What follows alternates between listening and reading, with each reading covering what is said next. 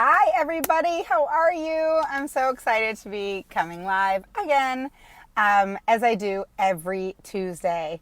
My name is Raven Woods, and I am the CEO and founder of Autism Mama Rocks the IEP.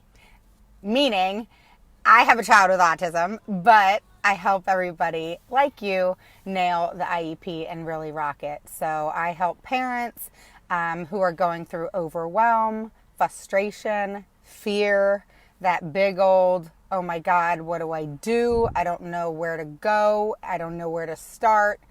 I help those parents really take a breath and really get the knowledge and the confidence so that they can go into that IEP meeting as the CEO and rock it.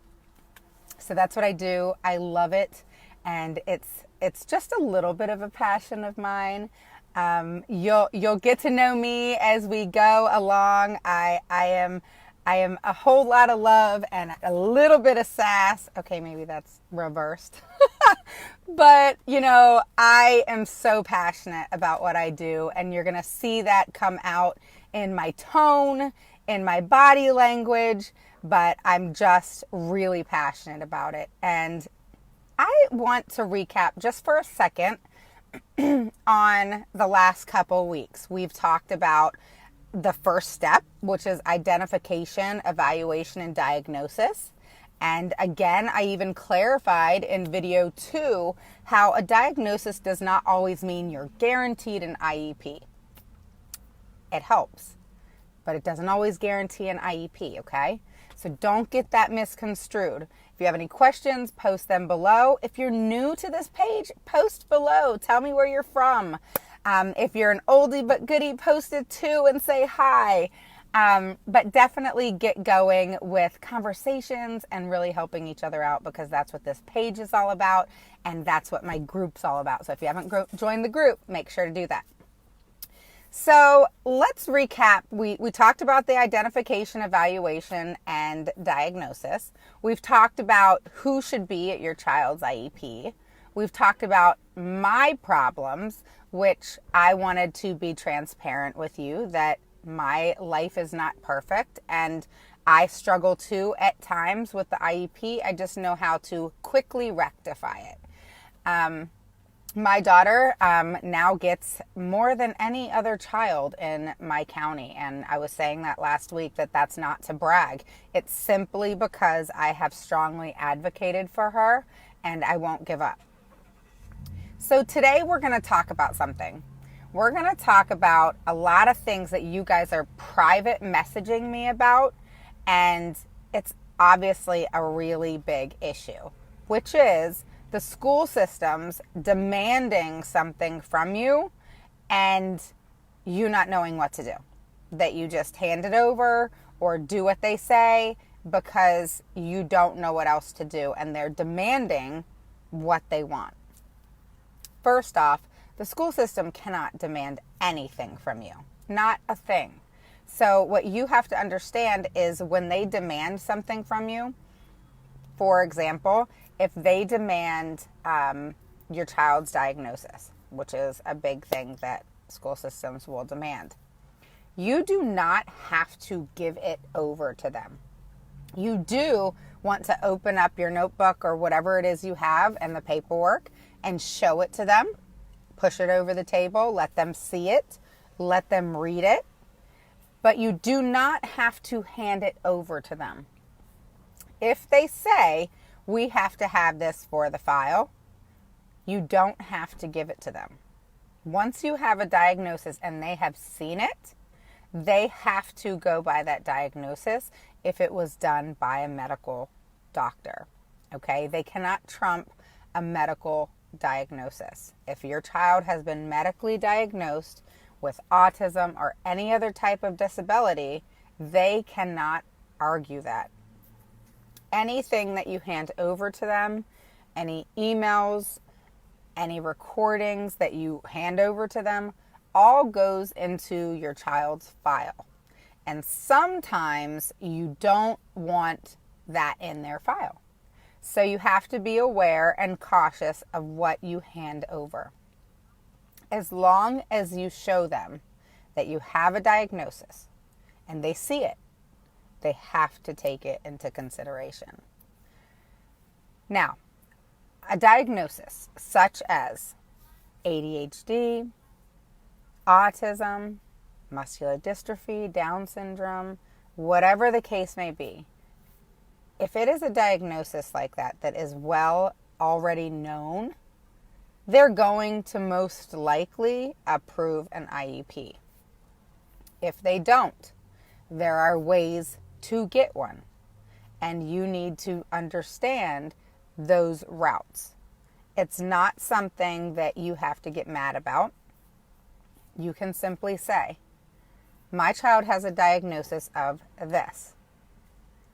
You are required as a school system to give my child everything that is needed and appropriate for them. That's typical kids and children with disabilities. With a child with a disability, you then will say, my child has this, this, this, or this. By law, my child has to still learn and grow and have what's called academic success. As parents, we want to say other things, what's best for them, or you have to do this, this, this, and this. You have to watch your verbiage. But the goal is for academic success. Anything that the school system does has to lead to academic success. So if that means they need services such as PT, OT, speech, whatever, and that's what's going to lead them to academic success, the school system has to provide it. If your child needs such things as daily living skills, the school system has to provide it. You do not have to pay for it. It is part of FAPE. So, end idea. So you have to understand that the school system is going to say, no, we're not going to do this. Give me this. Give me that. Oh, we'll address it at a later time. All of those types of things that they say, you need to make sure you have a rebuttal ready. Okay? So if you know you're going to ask for A, B, C, and D, you need to think ahead of time what it is that they are going to possibly say. If it's not your first IEP meeting, you kind of know how they're going to roll. And you're going to learn as you go because, again, IEPs are not a one and done. So as you go, you're going to learn how the team works. Okay, who says what, who kind of takes over, who tries to take over, who speaks more than others, who's the one that possibly may agree with you by their body language but kind of has to go with the flow because that's their job. You're going to start feeling your way around. And you need to pay attention to this because there's certain people you're going to look at certain times in your conversations. It's all part of body language. When you speak with someone, when I'm speaking, a lot of times I will speak to the person who acts like they just don't care, that are the least interested, that show, they'll be crossing their arms, they'll seem like they're on the defensive, they may be a little bit aggressive, not so nice things to say. Those are the people you want to look straight at. Not that you ignore everybody else, but those are the people you want to talk to. Because your job is now to flip them around and to understand where you're coming from.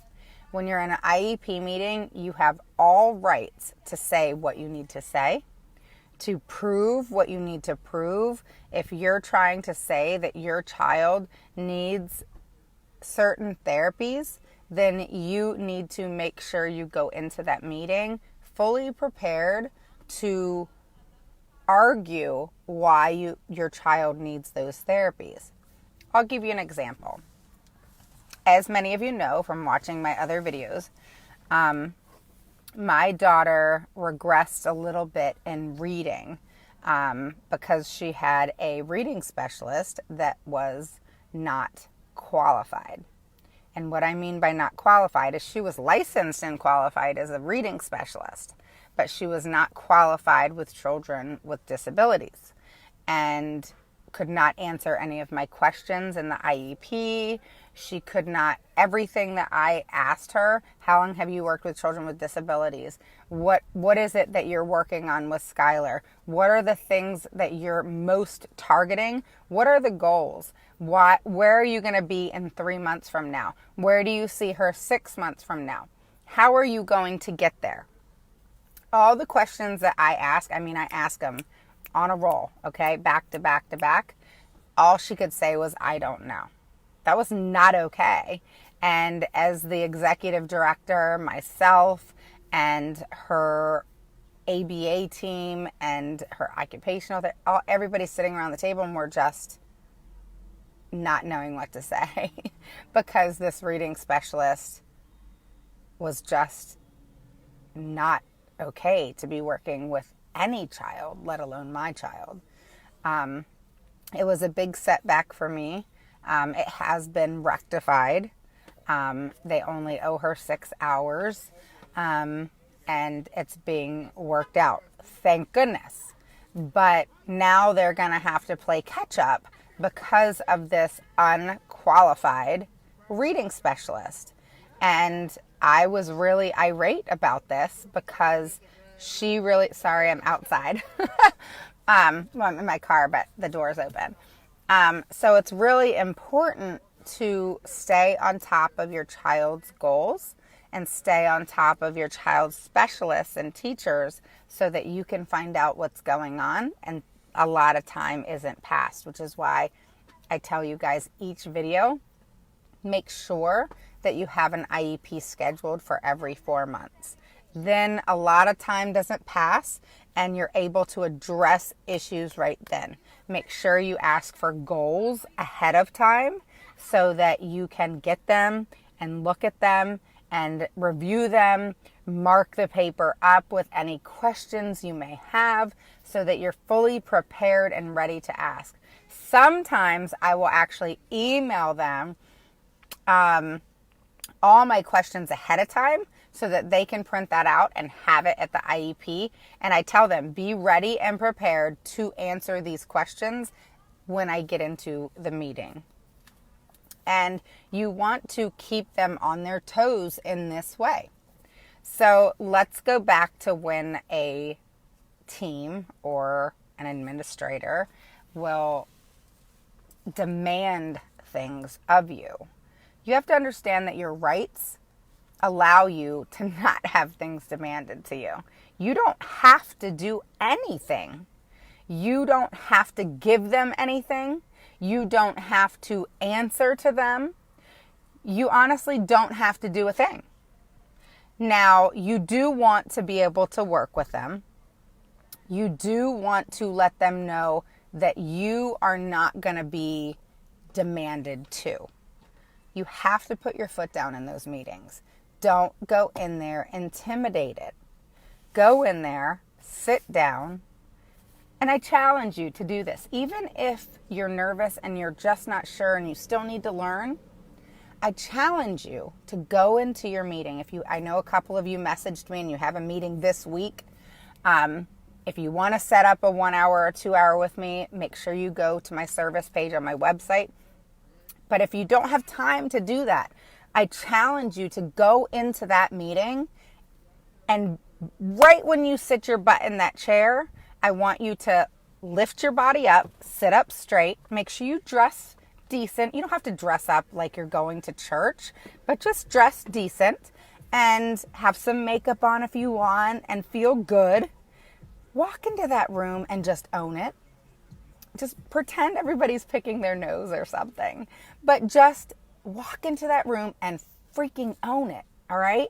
Because how you walk into that room is how they're going to be looking at you as the parent. Oh, she doesn't know anything. This is going to be an easy peasy meeting, because that's what they want. They want to be in and out.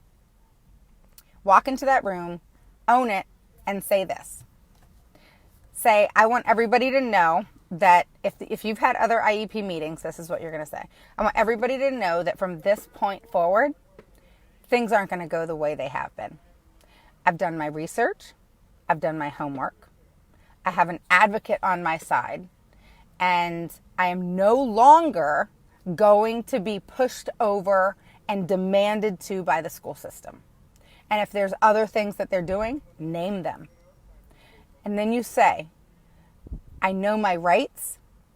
I will no longer sign an IEP in this meeting. I will take it home and I will look it over. And if we have to schedule a meeting every 30 days, then that's what we're going to do. My child is going to get what's needed and appropriate. And I will do whatever it takes for that to happen. And then stop. Take a breath. You're going to be nervous saying that. I say it just comes out. I don't have to say it anymore, but it just came out. Own that room. As nervous as you may be, you may know nothing, but you can remember what I just said to you. After you take a breath, they may talk, and if they don't, then you need to say something like this. I have hair in my face. You need to say, I want us to work as a team. I want us to work together. And I want what's needed and appropriate for my child. And if it's the last thing I do, you're going to make sure that happens. And you're going to let them know from that point forward that you will no longer be pushed over in your IEP meeting. And again, you may be scared to death. You may know nothing. You may be just flying at the seat of your pants. But I'm telling you the impact it has by walking in that room with your shoulders held back and your head held high. And you say that you're no longer going to be, and you say it with oomph, you're no longer going to be pushed around by the school system. You're no longer going to settle for what they say is what's needed and appropriate for your child. You're going to make sure that you will do everything in your power, including them meeting every 30 days or for emergency meeting if you have to. What you're doing is you're preparing them for what you're going to do. You're on a mission now. You're going to let them know from the get-go, this is what I'm going to do. I'm going to know my laws. I'm going to know what my rights are, and I'm going to know what my child's rights are. You're no longer going to push me around. You're no longer going to demand things of me. And you're no longer going to walk into that meeting and just accept what they have to say. Some parents go in and argue, but they don't know what they're arguing for. They just are so hell-bent on my child needs speech or my child needs this, that they're not prepared and fully prepared with the right things to say to back up what is needed. And you know what, guys? A lot of times you don't need much proof. You know your child better than anybody. And you just have to learn the right way to say it. If you have to have proof, they say, well, we need documentation or we need this. Okay, have that. But if your child's diagnosed with a certain disability, there's not a lot of proof that you need as far as that's concerned. And there's not a lot of proof that you need as to the issues and problems and struggles that child with that type of diagnosis may have. So a lot of times when you have, I'll just go back to autism. My daughter has autism. So with autism, most people know that it's a social disorder. It's a brain disorder. It can affect speech. It can affect movement. It can affect that child in so many different ways. I tell people the autism spectrum's like from, the East Coast to the West Coast, if not further, because all the children are different. But there's a lot of things that each child with autism typically have in common. And so the school system knows this, that most children with autism need speech. that most children with autism typically need occupational therapy, that most children with autism may need a one-to-one. You should not have to fight for a one-to-one if your child is big on running, if your child is unsafe to themselves or others. And there's so many other reasons that a one-to-one is important. It could be just disturbing the typical classroom that they're in and the other children not being able to learn, or them not being able to learn in the most productive way because they're disrupting, or whatever the case may be. A one-to-one is needed for that because the teacher can't handle your child and teach and the whole class. So there's many different scenarios that you can start thinking about. And, a lot of our proof is in the pudding, so to speak. So our children, we know they act certain ways. We know that they have certain things that trigger them. We know that what triggers them and then what may calm them down afterwards. These are things you need to start writing down so that you're aware of them and that you can go and speak that in the IEP meeting.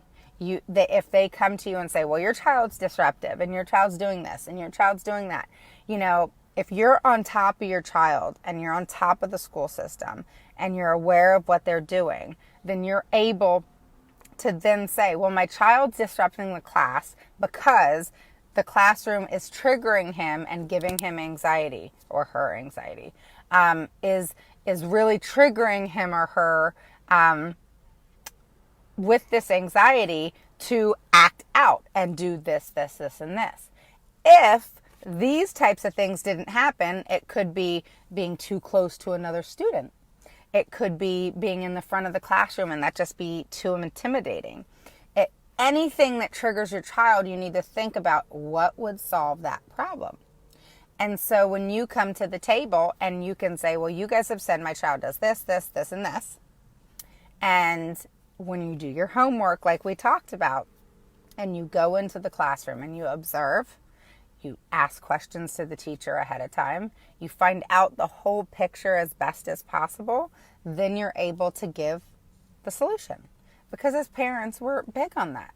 If our children are upset or our children are going through something, we typically have a solution for that. And if you don't and you're pulling your hair out, I hear you. I'm with you. And there's some times where we have to do a little bit more homework and get some help. That can be other parents on our group. That can be myself. That could be someone else in your community that has gone through this and you just want to pick their brain as to what they've done. But don't be afraid to reach out and to cling on to somebody to be a support to you, because parents with children with special needs need that support.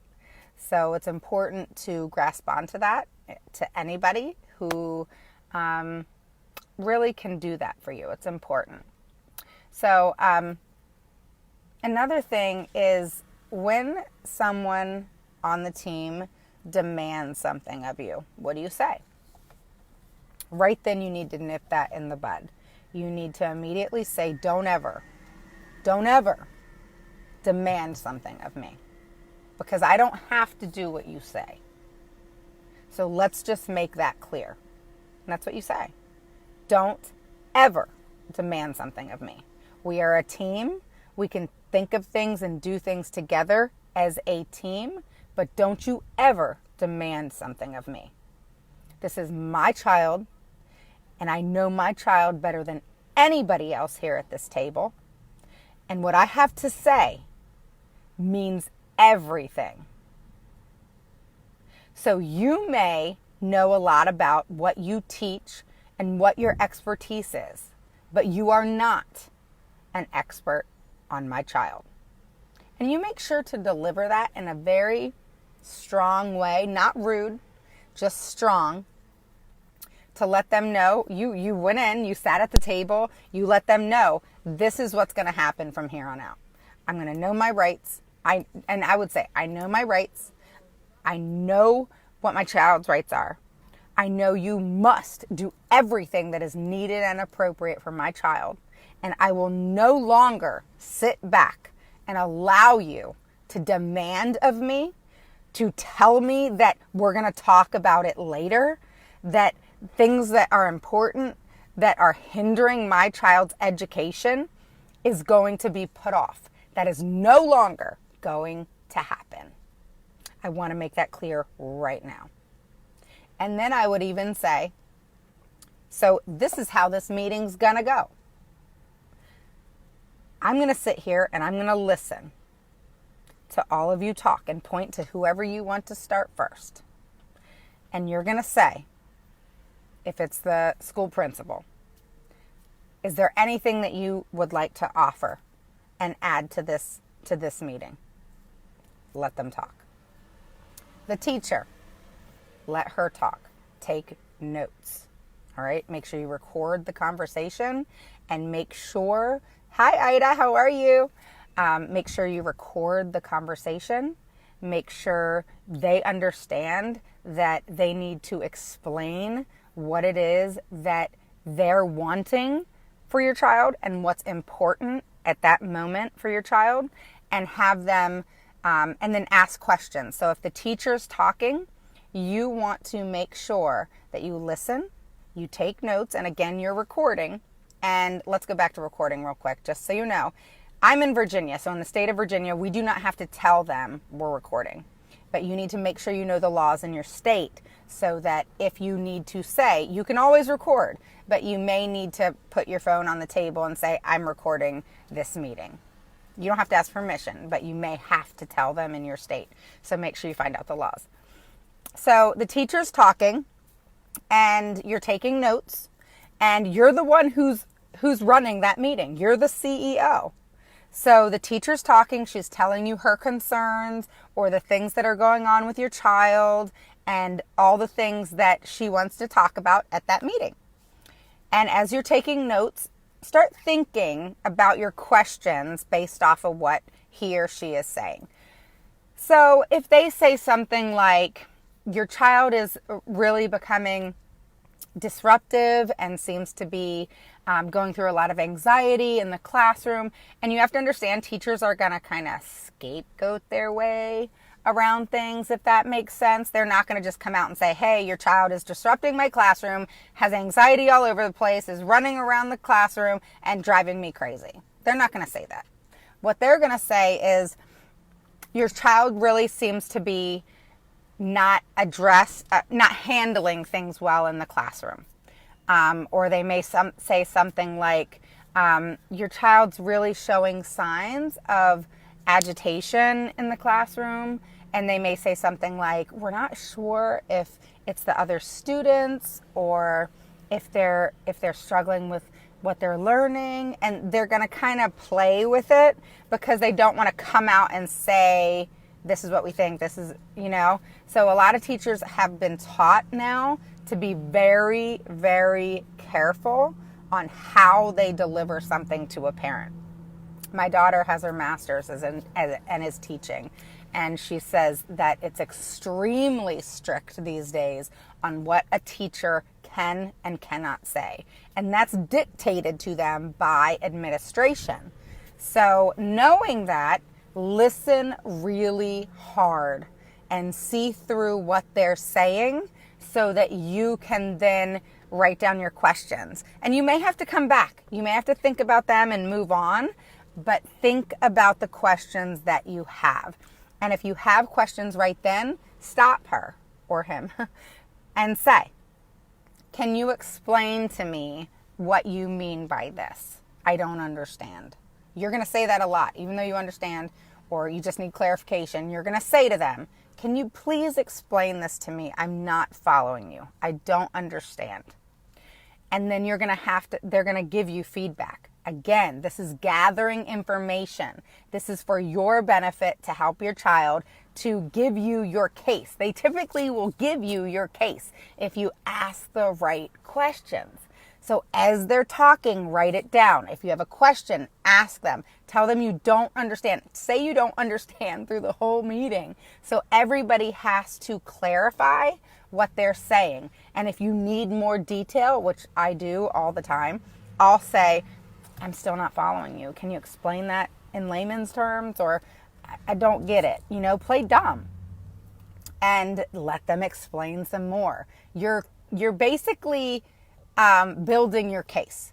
All right. Think of it as you're a lawyer and you are asking questions to the person who's come to you.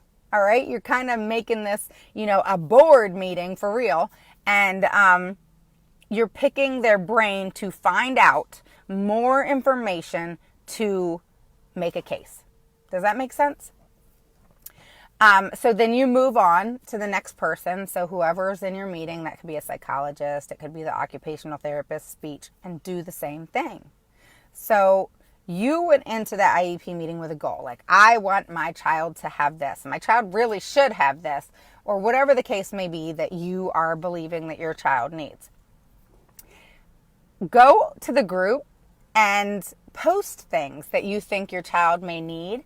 And I bet a bunch of us could give you some advice on, if that's a good thing to ask for or maybe a better way to ask for it. Because it's important how you ask for something, and not just go in there and say, well, my child needs this and this and this and this, and they're acting like this and they're doing this at home all the time. And I really, need my child to have this. And it's really important and it's really best for them because then they'll be able to do this, this, this, and this. That doesn't work. It will never work. And you'll constantly be in that hamster wheel and spinning your wheels because they don't care about what you think your child needs. You need to say, my child needs this because, and you need to have concrete proof. That could be video. That could be you continuing to show that your child needs this because they're demonstrating always do things in threes. There is a power in three. Steve Jobs used to talk about this all the time. And he used to talk about how there's something about the power of the three in the brain. It's like, when it rains, it pours. And three things typically happen back to back, or, there's just a power in it. So whenever you're describing something or whenever you're requesting something, request it in threes. Tell it in threes. My child is doing this, this, and this. I need to understand why this is happening at home and at school. The more questions you ask, the more information you gather, the bigger the case you have. So if you're new to this, you have to understand that it's not going to be a one and done meeting. And you have to understand that you go into that meeting and you stand your ground like I told you, sit in that seat. And as you're sitting is when you're saying, I am no longer going to allow you to demand things of me. I am no longer going to sit here and not know my laws, my rights, my child's rights. And I'm no longer going to accept the fact that you, the school system, who is required to give my child what's needed and appropriate, I'm no longer going to accept no. Then you're going to say, again, so I'm repeating this to you so you can kind of digest it. Then you're going to say what you're going to do about it. So if we have to, we will meet every 30 days. If we have to, and I have to, I will call an emergency IEP meeting. If I have to, I will make a complaint. If I have to, we will go to due process. Now, I'm never going to push you to due process. Never.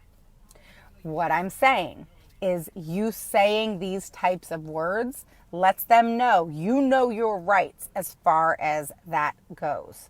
Okay? You're letting them know you're no longer going to sit back with your hands in your lap and saying okay to whatever it is they say. You're letting them know from the minute you sit down, from here forward, it's going to be a fight. And we can do this together. And you're going to say that. We can do this together, or I can do this on my own. but you're no longer going to not provide what's needed and appropriate for my child.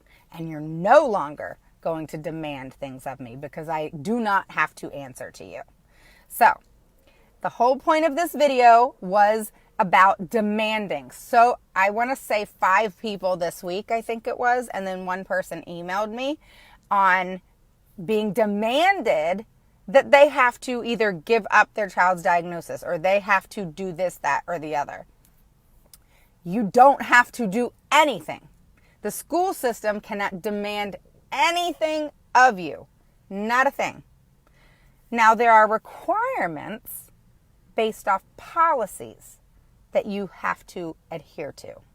But a lot of times, let me tell you something. A lot of times the school system don't even know the laws. They will say things and they don't know how to back it up if you challenge them.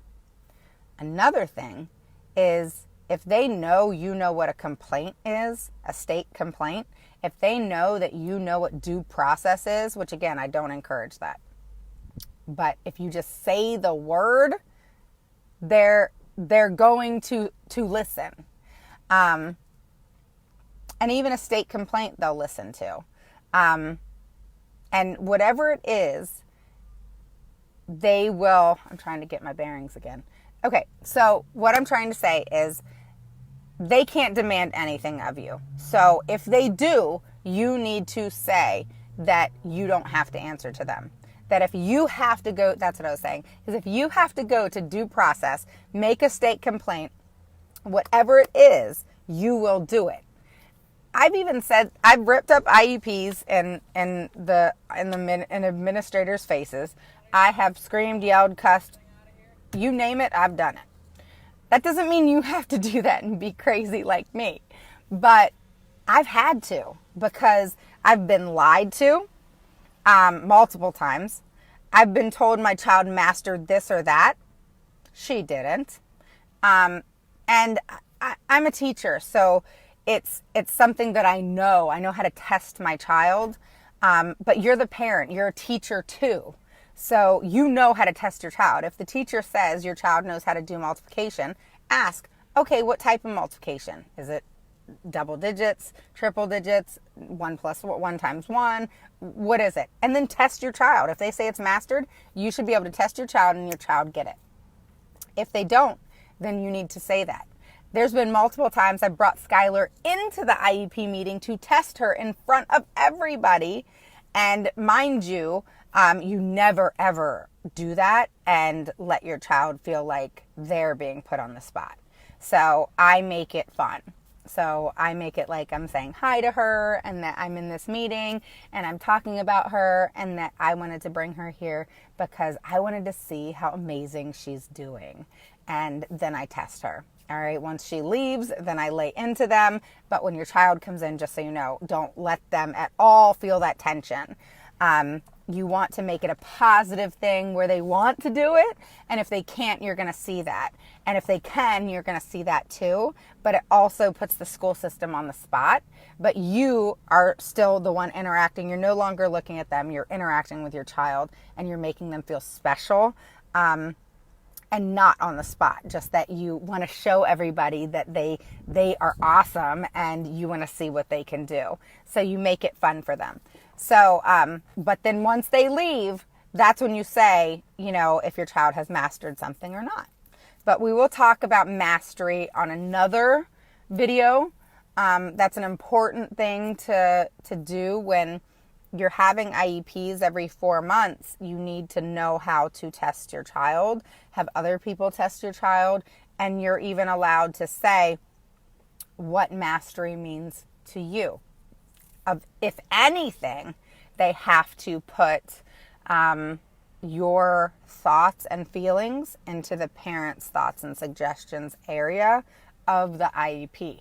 So what you say may not go into the IEP, so to speak, as in that type of verbiage, but there's a section where it's parents' concerns, parents' thoughts, all those types of things. You want to make sure that those are documented. So if you bring it up again and again, it's documented. And you have a right when you make a complaint to say, For the past 3 IEPs, I have said this, this, this, and this, and the school system has ignored it, and they have not provided what's needed and appropriate for my child. So if you have a case, you can obviously do a complaint. And I encourage complaints, because if the school system isn't going to do what's needed and appropriate for your child, you need to have a recourse for that and let the school system know. Even if it's not founded at all, you need to let them know you're not playing games. So going back to what this video is about, demanding, just no, you cannot be demanded to. That's like anybody in the real world. No one can demand anything of you, ever. So don't allow it in an IEP meeting. People don't interact that way. That's not how things work. And you need to make sure that they know you're not going to tolerate it, because they will, push it.